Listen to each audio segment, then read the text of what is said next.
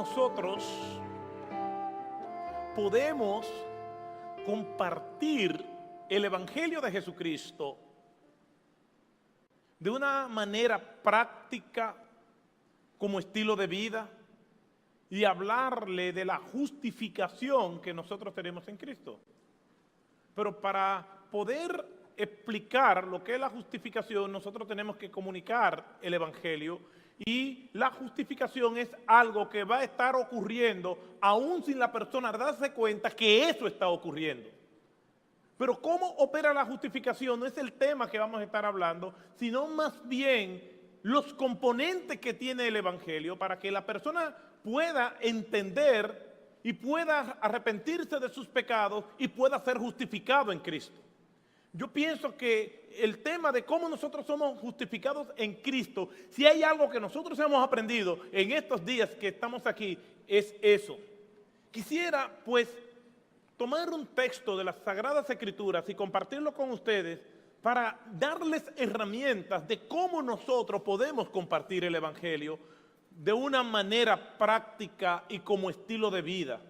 Uno de los indicadores de una iglesia sana es que no solamente tiene un entendimiento claro del Evangelio, como dice Matt Dever en las 9 marcas de una iglesia saludable, sino que también tiene un entendimiento claro de lo que es el evangelismo.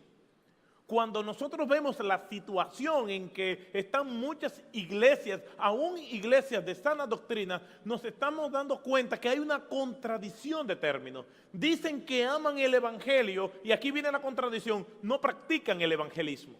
Porque es más fácil es más fácil amar el evangelio que practicar el evangelismo. Nuestras iglesias en gran mayoría se caracterizan por no ser iglesias evangelísticas, que no practican el evangelismo ni como programa de la iglesia, ni como sus miembros, como estilo de vida.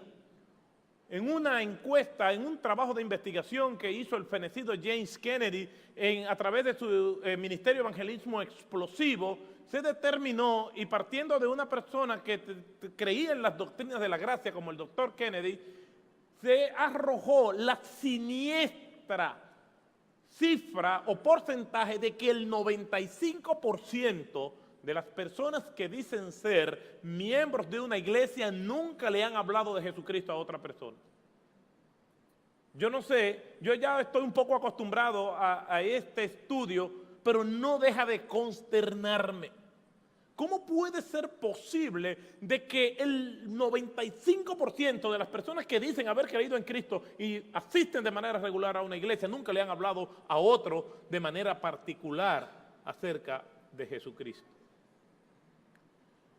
Otro estudio de un autor llamado David T. Colson escribió un libro hace algunos años llamado American Church in Crisis, la iglesia americana en crisis, y estas estadísticas yo se las estoy dando básicamente de lo que está pasando en Estados Unidos, pero hablando con un experto en estadística, exactamente hace un mes, que trabaja para la Convención Bautista de los Estados Unidos, y le pregunté, y que trabaja en toda Latinoamérica, le pregunté que si es correcto tomar las estadísticas de Estados Unidos y tomarla como parámetro para ver lo que pasa en Latinoamérica. Él me dice, en mi experiencia y en mis estudios, las estadísticas son casi exactamente iguales.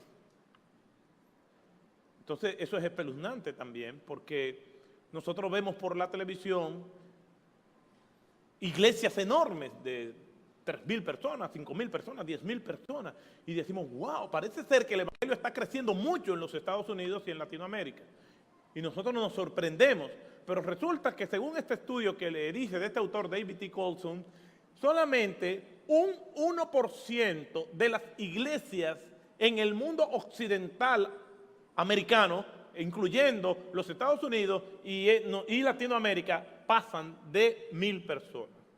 Un 1%. Entonces, ¿qué está sucediendo? Que si solamente un 5% están evangelizando, y solamente un 1% pasan de 1,000 personas, entonces el crecimiento de este 1% es de personas cristianas supuestamente que se están cambiando de iglesia en iglesia. Y el pastor Sugel hablaba de eso en el primer día. Las iglesias están reciclando creyentes, pero no están evangelizando para alcanzar a los perdidos. Y esto es siniestro. Entonces vamos a ver algunas características del evangelio y vamos a leer las escrituras para ver si nosotros podemos cambiar estas cifras en el nombre del Señor. Que nosotros salgamos de aquí no solamente dándole gracias al Señor por habernos escogido y salvado, sino con el firme compromiso de predicar su evangelio, que es una manera de ser agradecidos del Señor, porque este tesoro hermoso del evangelio no nos estamos quedando con él, sino que como una perla la estamos exhibiendo a los demás. No lo escondemos, sino que lo compartimos con los demás. Por eso les invito a que vayamos al libro de los Hechos, capítulo 8, versículo 33 al 40.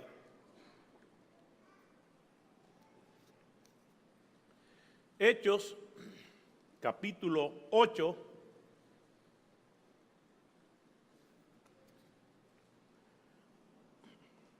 y vamos a irnos más adelante todavía, al versículo 26, Hechos 8, del 26 al 40.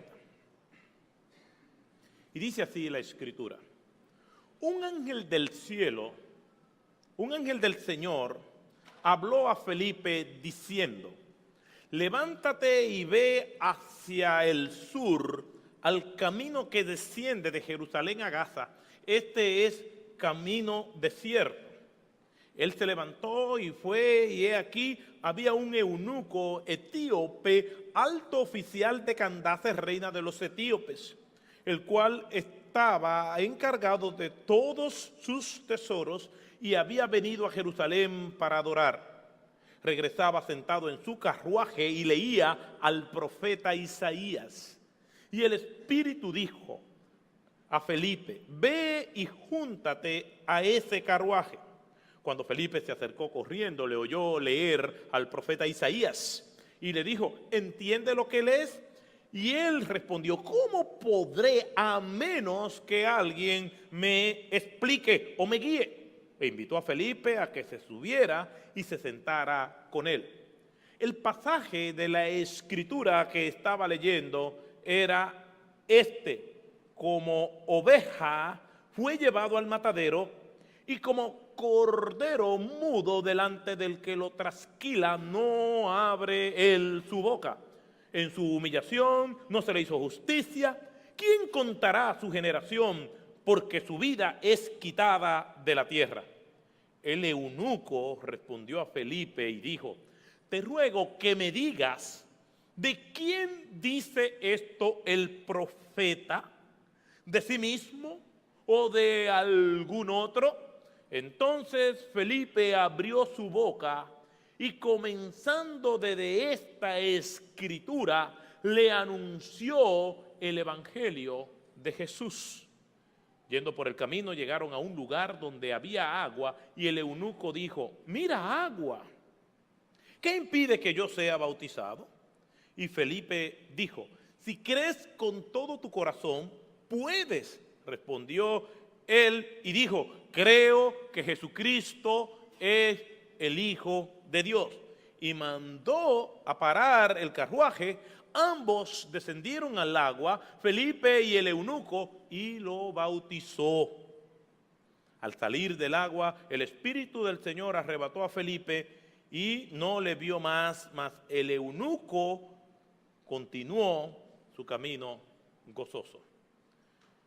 Este pasaje es espectacular porque nosotros vemos una persona que está sirviendo al Señor de una manera totalmente entregada a su ministerio, como es Felipe. Cuando nosotros leemos el pasaje, nos vamos a dar cuenta que Felipe estaba viniendo de un ministerio muy bendecido y muy evidente de lo que Dios estaba haciendo en la ciudad de Samaria.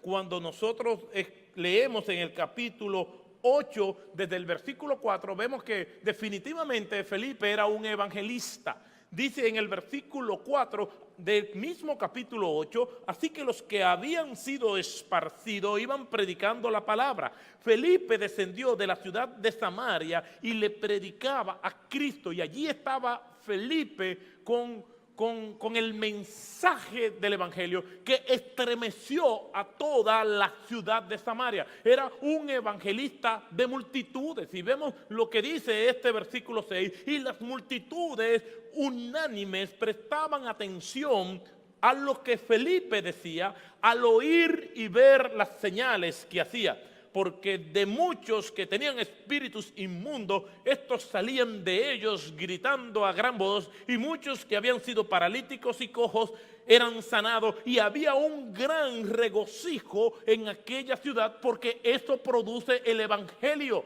Cuando las personas creen en el evangelio de Jesucristo, su vida cambia, y una de las evidencias es parte del fruto del Espíritu, y esa parte del fruto del Espíritu que describe muy bien Pablo en Gálatas capítulo 5 versículo 22 en adelante, es el gozo. Lo que quiere decir que un creyente no puede convivir con la amargura, porque el pecado produce amargura en la vida de las personas. Amargura que no se cura con muchas fiestas ni rodeada de muchas personas, sino con Cristo reinando en el corazón. Y es una evidencia. Y toda la ciudad estaba regocijada, estaba gozosa, porque multitudes estaban viniendo al conocimiento de la verdad. Tanto es así que le tumbaron el negocio a un señor que se llamaba Simón. Pues dice el texto que con sus artes mágicas había engañado a todas las personas.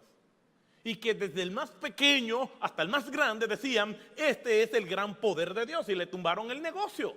Ya las multitudes no estaban con Simón sacando el conejo del sombrero, estaban oyendo a Felipe predicando de Cristo colgado en la cruz.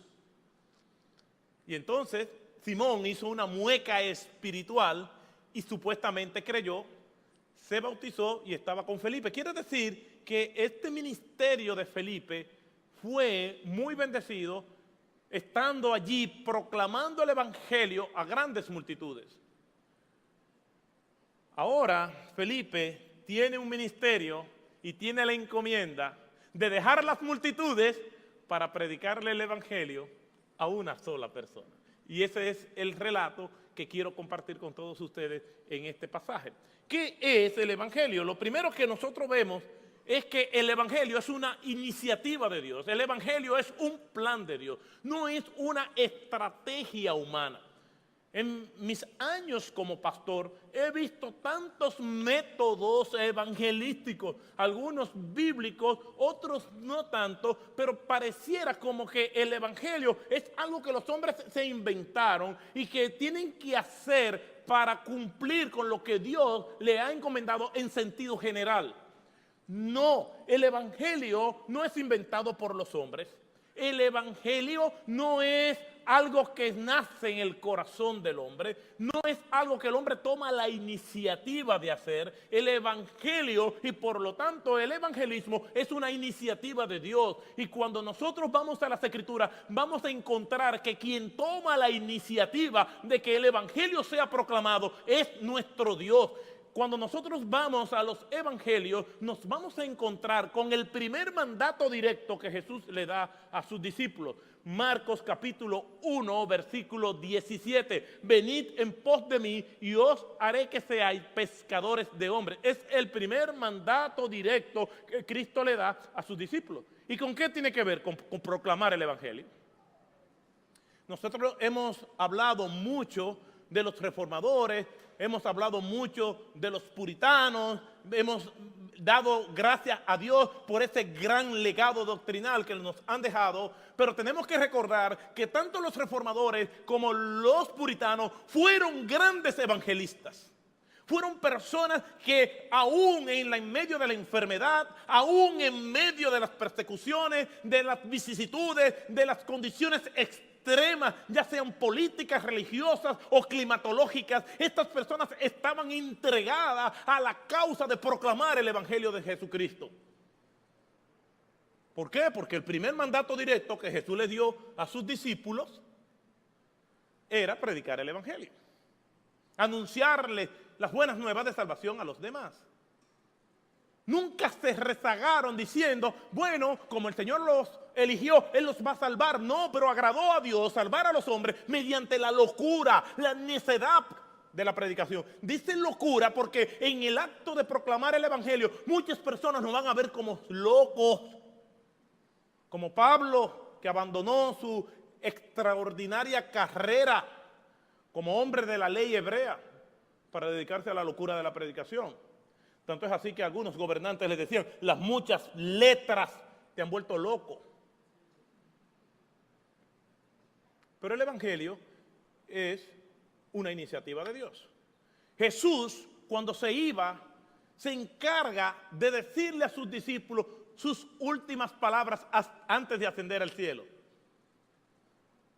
Y las últimas palabras que una gente dice antes de morir son muy importantes. ¿Por qué? Porque Él expresa lo que hay en su corazón. O cuando nos vamos a despedir, que nos vamos a un largo viaje. Winston Churchill dijo justamente antes de morir, estoy tan aburrido de todo. John Lennon dijo, me han disparado a John Lennon, como quien dice, ¿quién se atreve a haberme disparado a mí?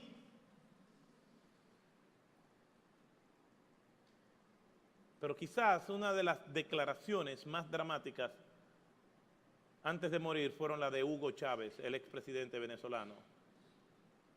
En su lecho de muerte, cuando probablemente ya podía sentir el frío aliento de ella, dijo, no me dejen morir, por favor, no me dejen morir. Y expiró.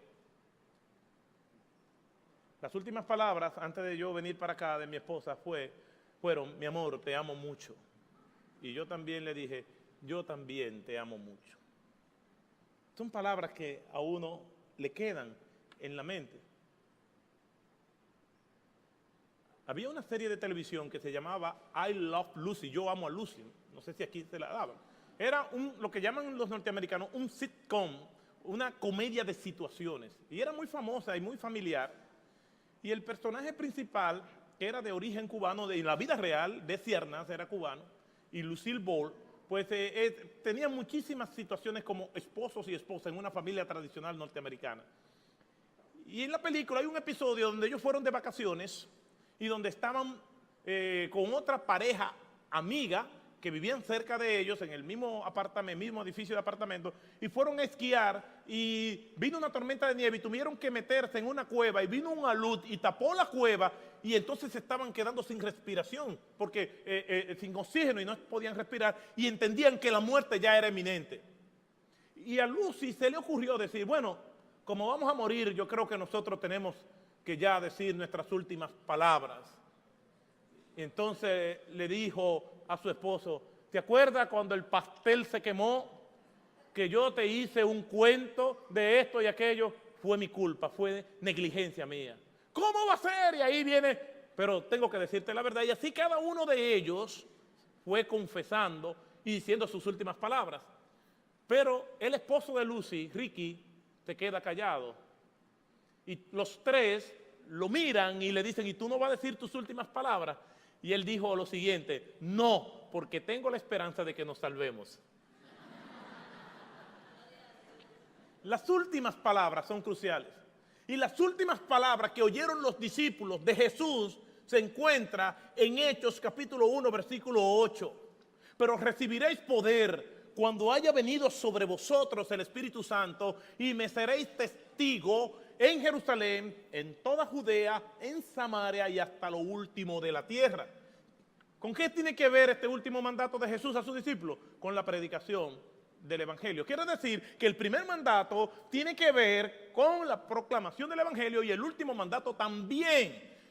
La vida cristiana tiene una portada y una contraportada, y es la proclamación del Evangelio. No es lo más importante, no es la razón de ser de la iglesia. La razón de ser de la iglesia es la gloria de Cristo. La razón de ser de la iglesia es que todo lo que nosotros hagamos, sea de comida, de bebida o de cualquier otra cosa, debe ser para la gloria de Dios.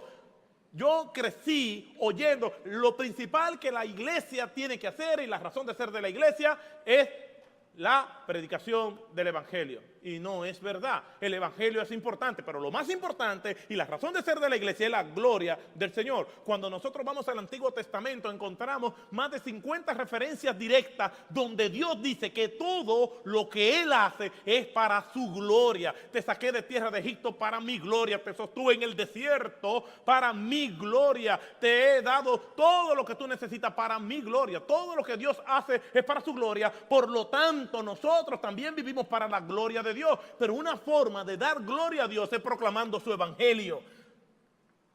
Porque nosotros somos adoradores y como adoradores reconocemos la grandeza, el señorío, la majestad de nuestro Señor. Nos colocamos delante de ese señorío, delante de esa majestad y proclamamos su evangelio para que más personas puedan también darle la gloria a Él. Llegará el día en que ya no vamos a proclamar el evangelio, pero la adoración a nuestro Señor será por toda la eternidad, por los siglos de los siglos de los siglos, para siempre, dándole gloria al Señor. Pero el evangelio es una manera de darle gloria a Dios. Y es una iniciativa del Señor. Mire lo que dice el versículo 26.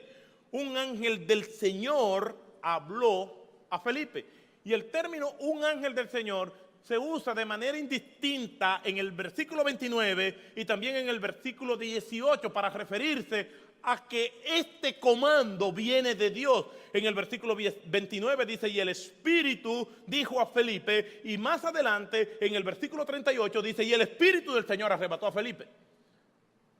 Dios es el que está hablando a Felipe. Dios es el que está enviando a Felipe. Felipe estaba en Samaria, enviado por Dios, predicándole a multitudes. Ahora el mismo Dios le dice a Felipe, vete al desierto, que allí ya no habrá multitudes, habrá una sola persona. Y qué bueno que estamos aquí compartiendo el evangelio. Y a veces nosotros creemos que solamente podemos predicarle a un grupo de personas. A medida que Dios va bendiciendo el ministerio de una persona, tiene que ser táctico o selectivo. Pero yo tendría mis dudas de una persona que solamente quiere predicar a multitudes y no quiere presentarle el evangelio a una sola persona. ¿Por qué? Porque el que tiene compromiso con el Señor no solamente es un compromiso para predicar a las multitudes, también es un compromiso que Él desarrolla como estilo de vida, y en nuestra vida diaria Dios nos presenta muchísimas oportunidades para nosotros compartir el evangelio. Dwight L. Moody, que era un gran evangelista, decía o dijo que nunca iban a pasar 24 horas sin que él le compartiera el evangelio a una persona.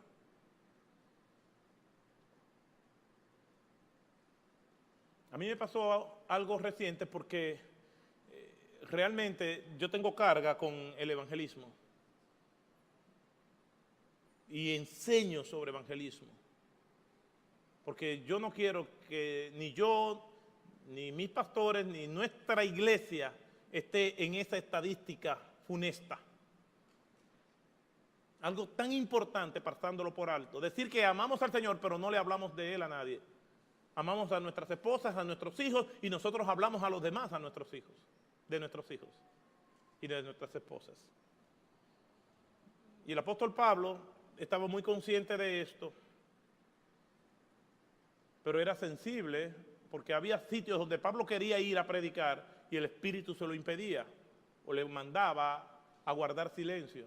Y cuando yo estoy en un ambiente donde hay personas sin conversar, yo le digo al Señor, Señor, aquí estoy, yo quiero ser obediente a ti, pero ponme la persona.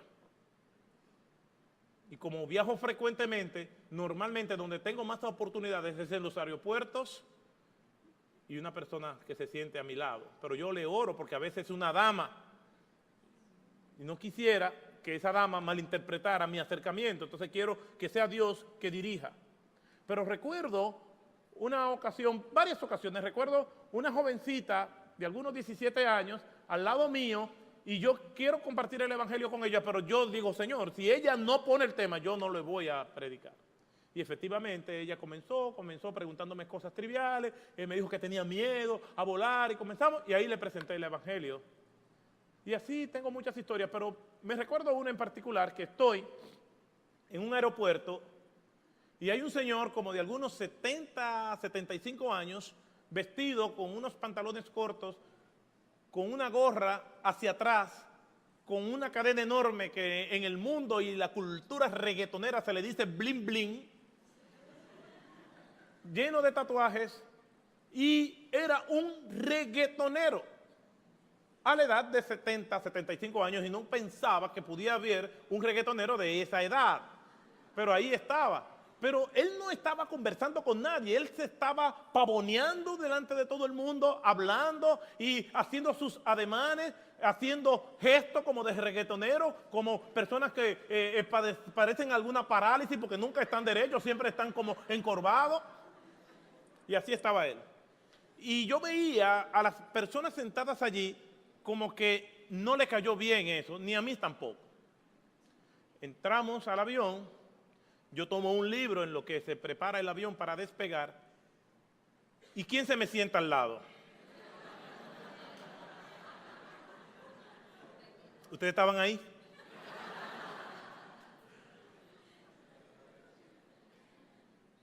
El reggaetonero de 70, 75 años.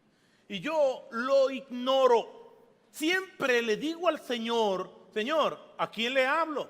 Ponme la persona, pero en ese momento yo no dije nada, me quedé callado. A este yo no le voy a predicar. Esa alma no merece salvación, te va para el infierno. No solamente por viejo, porque eso no tiene que ver, sino por ridículo. Estoy leyendo mi libro en lo que el avión va a despegar, la gente sigue entrando al avión, y este individuo entra a la cabeza y me bloquea el libro para él ver de qué yo estaba leyendo y me dice, ¿usted es cristiano? Y yo le digo, sí. Y sigo leyendo el libro. Aquel hombre se quita la gorra y me mira y con los ojos llorosos me dice, yo necesito mucho de Dios. Me sentí tan avergonzado, tan miserable. ¿Quién soy yo para decretar quién merece escuchar el evangelio y quién no? Y le hablé y le presenté el evangelio. Y aquel hombre me dijo, yo creo en todo lo que usted me está diciendo, pero yo me voy a convertir cuando yo vaya a mi casa y le pida perdón a mi mamá porque tengo 25 años que yo no la veo. No hizo una profesión de fe. Yo espero que la haya hecho.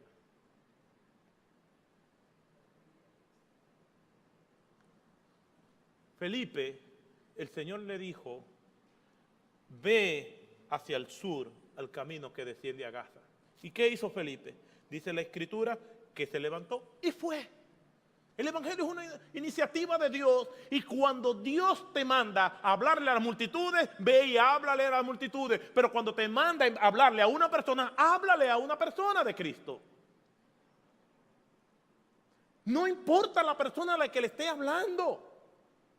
Le fue a hablar a los samaritanos que eran odiosos para los judíos, ahora le está hablando a un etíope. Era un evangelista internacional. Y allí estaba Felipe haciendo lo que el Señor le había enviado. El evangelio no se le ocurrió a Felipe, se le ocurre a Cristo, se le ocurre al Señor. El Señor es que crea el evangelio y el Señor es quien nos conduce a donde nosotros tenemos que proclamar el evangelio. Y él se levantó, como dice el versículo 27, y se fue. Y estuvo, como Dios es que toma la iniciativa, Él es que tiene el control del evangelio. dice el versículo 29, dijo a Felipe, ve y júntate a ese carruaje. Y las coordenadas de este llamado se van dando mientras tú lo estás realizando. Dios no nos da todos los detalles. Hay veces que sí, hay veces que no. Simplemente hay que obedecer. Entonces, el Evangelio es una iniciativa de Dios. Y dice la Escritura que Felipe, versículo 4, versículo 30, cuando se acercó, corriendo, le oyó leer al profeta Isaías. ¿A quién? Al eunuco que iba ahí. Y él respondió, y él le dice, ¿entiende lo que lees? Y esto nos lleva a otra característica del Evangelio. El Evangelio no se siente, se entiende. Y yo no sé si ustedes han escuchado personas, después que uno le hace una exposición correcta del Evangelio, que dicen, mira, todo eso que tú dices es verdad, pero yo no soy hipócrita, yo no puedo recibir eso hasta que yo no sienta algo en mi corazón. Y yo pienso que en parte eso es así por los muchos testimonios de personas que nosotros hemos escuchado que han creído porque primero sintieron algo. Testimonios impresionantes donde la gente dice, no, y yo vi una luz, y yo o escuché una voz, y yo estaba allí caí de rodillas. ¿Quiere que le diga algo? Cuando a mí me presentaron el Evangelio, yo lo entendí y yo creí en Jesucristo como Señor y Salvador de mi vida. Yo no sentí absolutamente nada, pero sí entendí muy bien que yo estaba totalmente perdido y que si me moría iba para el infierno. Eso sí lo entendí bien. Pero yo no sentía que estaba perdido, pero entendí que estaba perdido. Como decía Sugel, tú no puedes dar tu testimonio sobre la base de lo que tú sientes, porque mucha gente siente paz. Tienes que enseñarle la cruz de Cristo y lo que Cristo hizo por los pecadores y lo que le espera a ellos si no reconocen a Cristo como Señor y Salvador de su vida. Yo, en mi meta de explicarle el Evangelio a la gente, yo tengo como meta o dejarlo en el cielo o dejarlo en el infierno. Si las personas todavía creen que ellos pueden ser salvos por sus buenas obras, eso indica que yo no expliqué bien el Evangelio. Entonces, esa es mi meta. Entonces tú sabes, por lo menos teóricamente, que hay un infierno. No, yo no creo en Dios. Bueno, pero vamos a suponer que Dios exista. Pero de la explicación del Evangelio no te vas a zafar.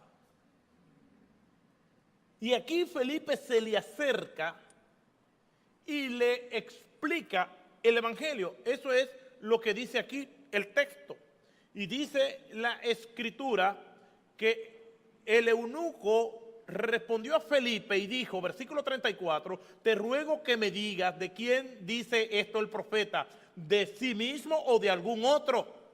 Versículo 35, entonces Felipe abrió su boca y comenzando desde esta escritura, desde esta porción de las escrituras, le explicó el Evangelio. Yo quiero llamar la atención sobre el texto, no voy a hablar de eso, pero el texto que él está leyendo es de Isaías capítulo 53, versículos 7 y 8. Ese es el texto del Antiguo Testamento que está leyendo el profeta. Pero lo que este texto está hablando es del sacrificio de Cristo en la cruz del Calvario. Quiere decir que el mensaje central del Evangelio es el sacrificio de Cristo. Lo que nosotros vamos a predicarle a la gente es el sacrificio de Cristo, lo que Cristo hizo por nosotros en la cruz del Calvario. Eso es lo que vamos a hacer. Tú puedes reforzar con un testimonio, tú puedes dar una ilustración tuya, tú puedes hablar de cualquier otra cosa, pero el mensaje central del Evangelio es la cruz de Cristo. Si no hay cruz, no hay Evangelio. Y aquí, en este pasaje, se confirma. ¿Qué hizo Felipe? Felipe le explicó el Evangelio, pero quiero llamar la atención a una palabra que aparece aquí en el versículo 35. Entonces Felipe abrió su boca y comenzando desde esta escritura le anunció. La palabra anunció en el original es le evangelizó. Le explicó el Evangelio. Cuando nosotros vamos al Nuevo Testamento, nosotros no vamos a encontrar una definición acabada de lo que es el Evangelio. Podemos encontrar una definición etimológica. Y una definición etimológica es que el Evangelio viene del griego evangelión, que significa buenas nuevas o buenas noticias. Pero eso no es muy amplio. Hay un libro que se llama ¿Qué es el Evangelio?, de Greg Gilbert, que es un libro diminuto pero extraordinario porque nos presenta más bien lo que es la descripción del Evangelio. Entonces, una buena manera para nosotros encontrar el significado de cualquier principio bíblico, de cualquier comando del Señor, es quizás ir a una concordancia y entonces buscar lo que es el significado de esa palabra mediante las apariciones que nosotros vemos en el Nuevo Testamento. Sin embargo, ese método puede ser bueno, pero tiene sus limitaciones, porque uno de los evangelistas más prominentes y discípulos del Señor es Juan. Y Juan en ninguno de sus escritos, ni en el Evangelio, ni en las epístolas, menciona la palabra evangelio, solamente al final en Apocalipsis. Quizás uno de los mejores sermones que se han predicado y modelos evangelísticos es el sermón de Pedro en Hechos capítulo 2, pero en ese sermón no aparece la palabra evangelio. Entonces Greg Gilbert nos lleva al libro de los Romanos para enseñarnos las partes y describirnos lo que es el evangelio. Y yo se lo voy a decir de una manera breve, con algunas variaciones, porque esto no es exclusivo de él. Ya antes que él, James Kennedy había hecho un bosquejo semejante. El evangelio consta de 4 partes, y se lo voy a decir para que puedan memorizarlo, que son bien sencillos. Dios, hombre, Jesucristo. Greg Gilbert dice, respuesta, James Kennedy dice, hombre o fe. Y ese es, a la luz de lo que nosotros vemos en el libro de Romanos, a partir del capítulo 1 hasta el capítulo 4, estos 4 elementos están permanentes y son recurrentes en todo el Nuevo Testamento. ¿Y qué es lo que queremos decir con Dios hombre, Jesucristo hombre o respuesta? Bueno, que Dios es amor. Y cuando nosotros vamos a hablar del Evangelio, tenemos que hablarle a las personas de que Dios es amor. Primera de Juan 4:8, eso es lo que dice, que Dios es amor.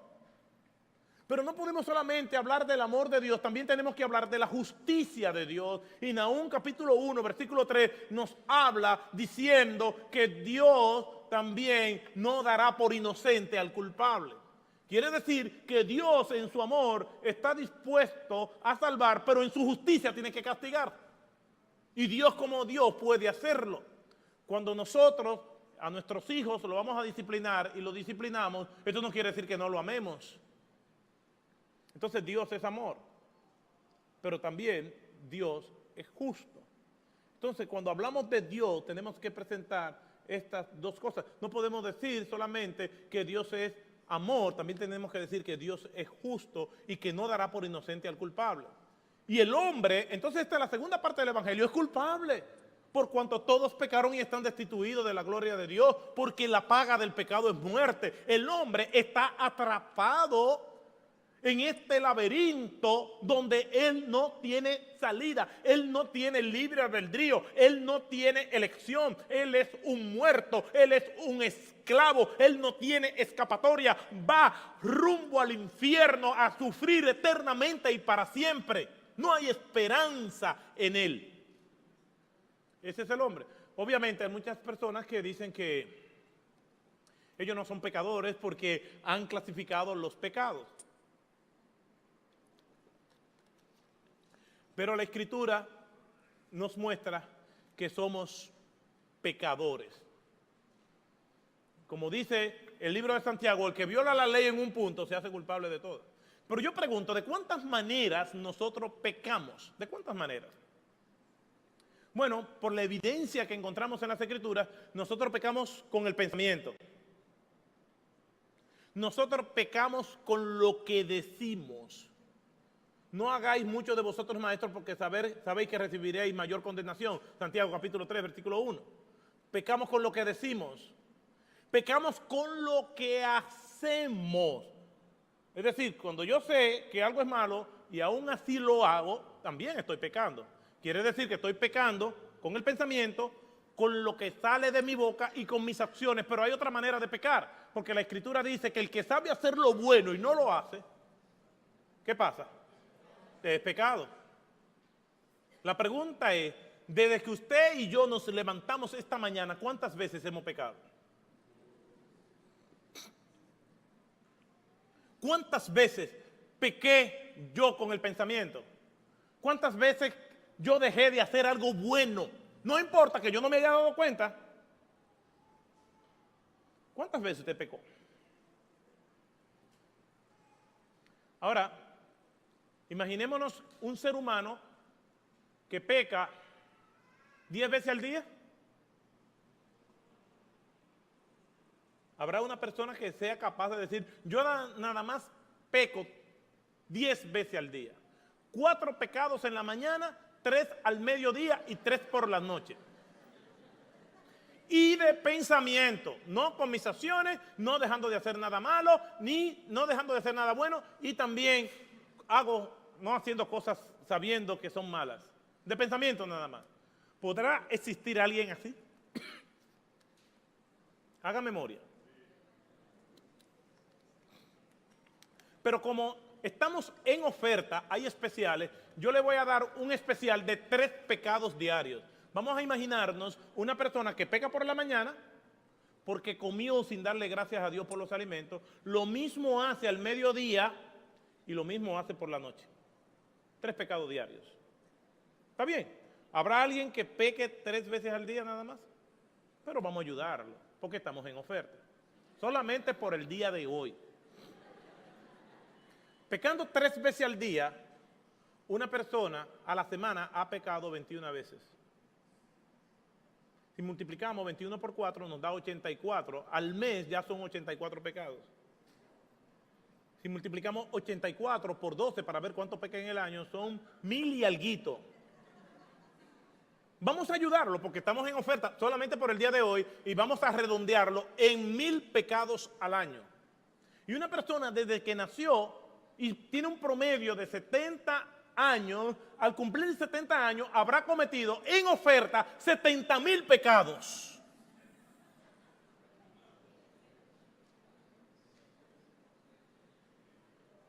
Imagínese que alguien se presente delante de un juez en una corte con 70,000 delitos. ¿Qué hará el juez? ¿Le va a dar una oportunidad? No, el juez lo va a condenar. ¿Y quién es más justo? ¿Dios, que no dará por inocente al culpable, o un juez humano? Dios es totalmente justo. Quiere decir que el hombre no tiene escapatoria. Está condenado. La palabra de Dios dice que es un sentenciado a muerte. El que no cree ya ha sido condenado. Y el ser humano tiene que entender eso, porque cuando estamos evangelizando y Dios tiene propósito con esa vida, todos estos conceptos se van descodificando y Dios va haciendo que esa persona vaya entendiendo porque ya ha nacido de nuevo. Por eso tenemos que predicar con fe.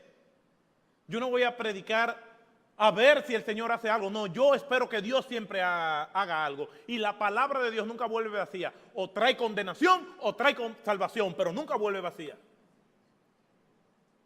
Mis hermanos, y esto fue lo que Felipe hizo. Lo evangelizó, le explicó el evangelio, que Dios es amor, que Dios es justicia. Le llevó a entender este pasaje profético de Isaías, de Cristo en la cruz del Calvario. Porque este tranque solamente se resuelve en la persona de Cristo. Porque es imposible para el hombre salvarse a sí mismo, es imposible al hombre por sus buenas obras salvarse a sí mismo, porque sus buenas obras están contaminadas por el pecado. Es imposible para el hombre tener la iniciativa para venir al Señor. Entonces, ese dilema aparente que hay entre la justicia de Dios y la condenación eminente del hombre, Cristo viene y lo resuelve en la cruz del Calvario. Dios tiene conocimiento de todos nuestros pecados. Quisiera hacerle esta breve ilustración. Todos nosotros, en el libro de John Bunyan, El progreso del peregrino anda con un abultado peso de su pecado. Todos los pecados que él ha cometido están allí y esos pecados los separan de Dios. Y todos nosotros andamos con esa mochila, cargándola. Desde que nacemos, eso se va acumulando ahí y ese peso nos va encorvando. Y de repente decimos, óyeme, pero yo creo que yo puedo ser salvo de alguna otra forma. Y hay gente que creen que van a ser salvas por sus buenas obras y comienzan a hacer buenas obras. Pero ¿qué pasa? Estos pecados ya se cometieron, están ahí. Yo voy a buscar más de Dios, pero ¿qué me separa de Dios? Todos esos pecados cometidos. Imagínense ustedes que el pastor Otto se robe un banco, o mejor dicho, el pastor Sugel también puede ser.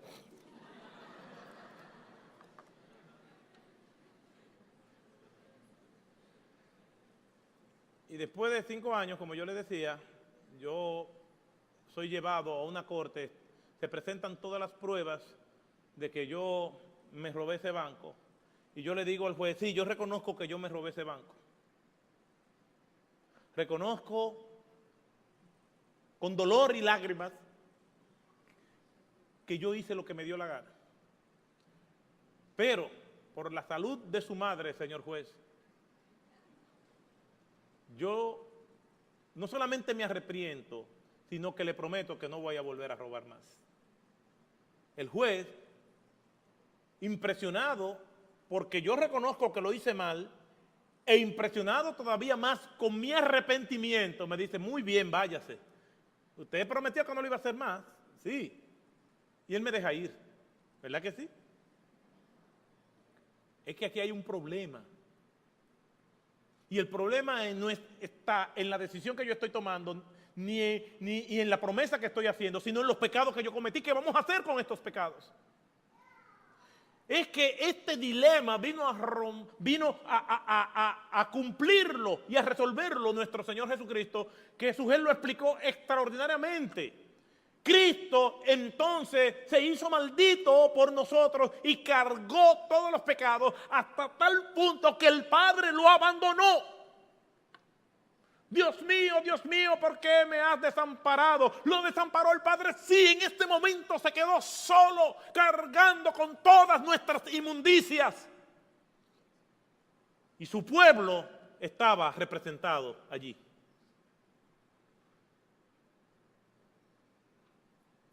Eso da dolor.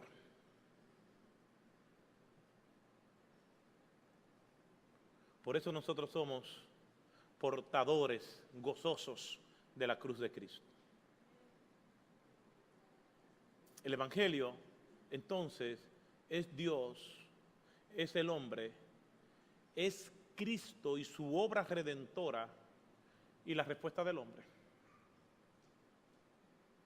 Tiene que responder a ese Evangelio.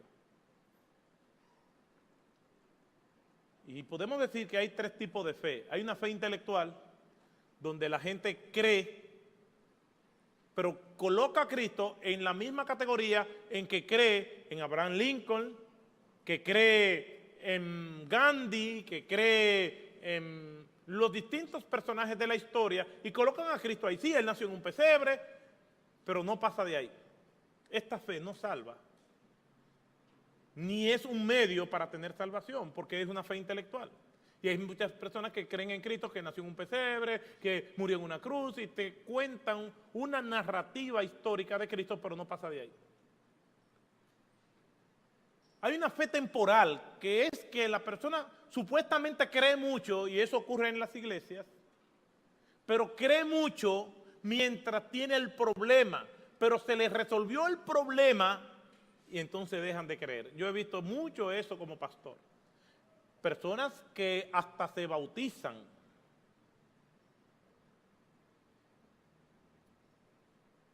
Yo tengo muchas historias de aviones y una de estas es de una señora como de 80 años que va vestida. Yo no sé qué me pasa a mí con la gente mayor y sus vestimentas. Ahora no es un señor, sino una señora. Vestida muy indecorosamente y mucho menos para su edad. Y se sienta, el pasillo me separa de ella y ella después estaba allí hablando y diciendo, yo soy una vieja, pero yo, y una serie de cosas, y me miraba a mí y yo decía, Señor, apártate de mí, estas cosas. No porque me sintiera tentado, sino porque...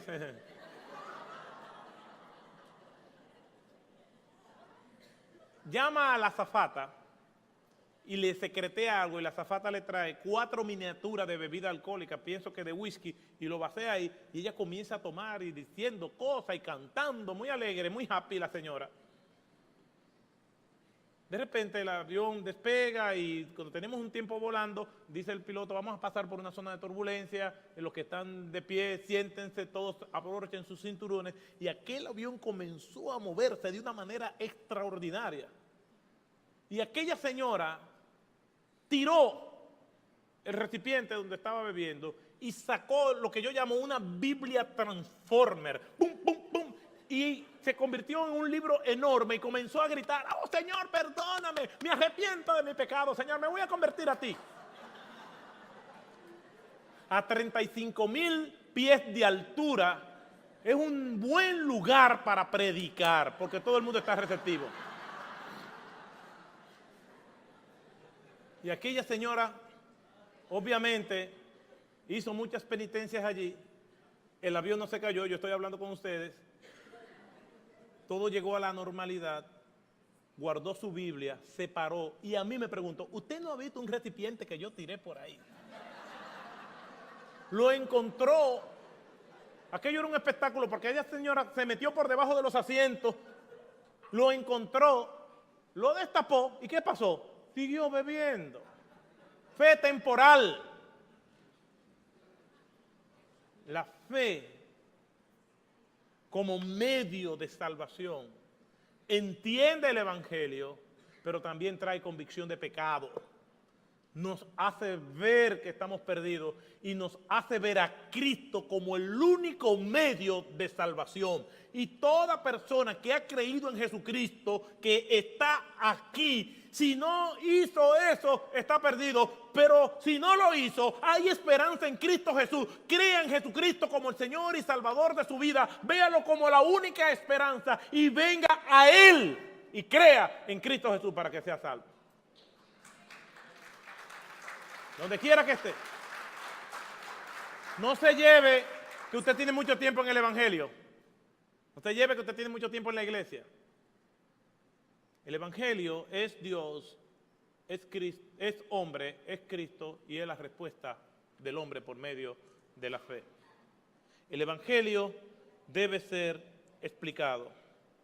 Y por último, vemos aquí en el pasaje, en los versículos 36 al 39, que el Evangelio transforma. Respondió el eunuco y dijo, creo que Jesucristo es el Hijo de Dios.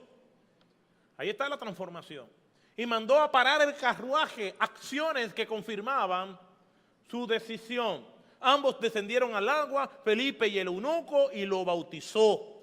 Al salir del agua, el Espíritu arrebató a Felipe y no lo vio más el eunuco, que continuó su camino como gozoso. Porque el Evangelio, cuando nosotros creemos en Jesucristo, el Espíritu Santo del Señor viene a morar en nosotros y somos sellados. Y el Espíritu Santo no viene solo, tiene un resultado, tiene un fruto, que son las virtudes que nosotros encontramos en Gálatas capítulo 5, versículo 22 al 23. Y nos hace tener conciencia de quién es Cristo y vivir para Cristo. Hay una transformación. Si alguno está en Cristo, ¿qué dice la Escritura? Nueva criatura es. Las cosas viejas pasaron, he aquí todas son hechas nuevas. El Señor le presentó el Evangelio a un joven muy rico que dijo que todos los asuntos concernientes a la ley lo había guardado desde su juventud. Y Jesús le dijo, pues entonces vende todo lo que tiene y dáselo a los pobres. ¿Y qué dice la Escritura? Que se fue como muy triste. Porque el gozo del Espíritu solamente lo tienen aquellos que tienen a Cristo Jesús en sus vidas. Y eso es una obra, producto del Evangelio en la vida de nosotros. El Evangelio es una iniciativa de Dios. El Evangelio debe ser explicado. El Evangelio transforma. Y eso es lo que nosotros hacemos. Y es lo que yo les motivo a ustedes que hagan. Que le pidan a Dios que le dé valor, que le dé sabiduría, que ponga gracia y que aprovechemos todas las oportunidades que el Señor nos da para proclamar su Evangelio. Winston Churchill, en un memorable discurso levantando la moral a su pueblo ante la amenaza de Hitler y su sistema nazi, le dijo: lucharemos en las plazas, lucharemos en las playas, lucharemos en las montañas, lucharemos en la ciudad, y aun cuando no quede más sitio para luchar, aún así nosotros seguiremos luchando. Hay una causa eterna y mucho más noble que esta, que es la causa del Evangelio. Vamos a predicar el Evangelio en las playas, en las plazas, en las casas, en las oficinas, donde nosotros estemos, en el bus, en la escuela, en el trabajo, y aun cuando no quede más lugar para predicar, aún así vamos a estar rogando al Señor para que cuando aparezcan esas oportunidades, nosotros prediquemos el Evangelio de Jesucristo, sin parar, en todo momento, con pasión, con dedicación, aunque tengamos miedo, aunque tengamos hambre, aunque tengamos frío, aunque tengamos desnudez, porque es la única causa que tendrá repercusión eterna. Que el Señor nos bendiga y nos ayude a ser fieles proclamadores de su santo Evangelio. Oremos. Gracias, Padre.